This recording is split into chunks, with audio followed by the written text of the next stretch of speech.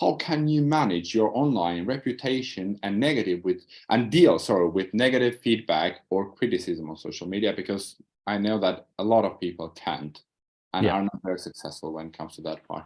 Yep, of course. And it's a great point that you raise. And I think social media will always have some form of negative feedback. I think that is the nature of social media because it is fairly kind of open speech, freedom of speech. Yeah, obviously it's moderated to a degree, but there will always be people that disagree with you. No matter what statement you make, there will always be someone that disagrees with you. So I think the most important thing that you can do, and I've been in a similar situation previously where I've had people disagree and maybe been a bit argumentative and criticizing of some of my opinions, which is fair enough. Everyone's entitled to their own opinion, but I think damage control is really important. So when you're creating content or when you're putting a point out there on social media, have a little think about how it's going to be perceived, especially by the people that you want to consume the content. So if you're speaking to founders and CEOs, you don't want to be criticizing their style of business. You don't want to be saying, this style of business is wrong.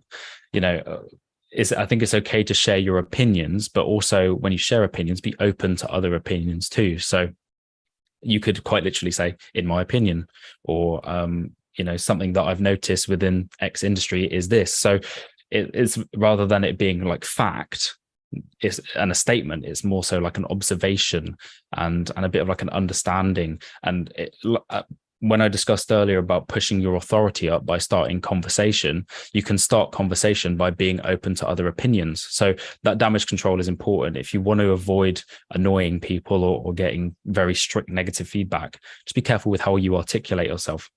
And I think what some people tend to do when they face negative feedback or criticism on social media is immediately kind of entertain the criticism. So I'm thinking of an example that I had about a year ago now, where someone left some very hurtful comments about my appearance on social media.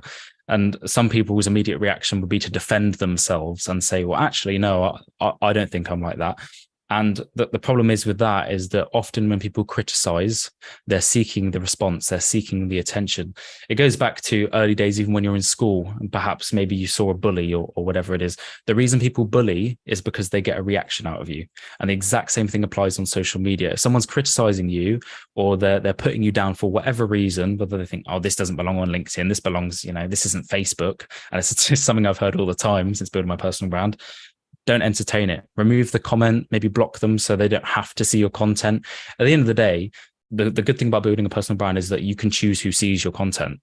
Obviously, because it's on social media, it's harder to moderate. But if you get consistent negative feedback from one individual, just remove them. Then they don't have to see your content anymore. So they're happy and you're happy because you don't have to see the hate.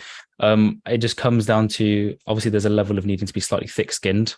And when I first started my personal brand, I did receive negative comments that did kind of hurt me and make me feel a bit upset and a bit like worried, well, why am I doing this? But I think it's so important to remember, in the same way that you would fight imposter syndrome, the same applies here, where if you're putting content out on social media that you feel confident with, there is an absolutely zero reason for you to feel like concerned about it or what's the word, like self-conscious about it.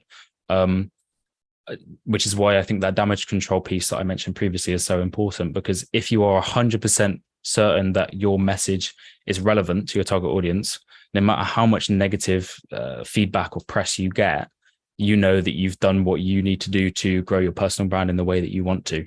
So yeah, I hope that answers your question.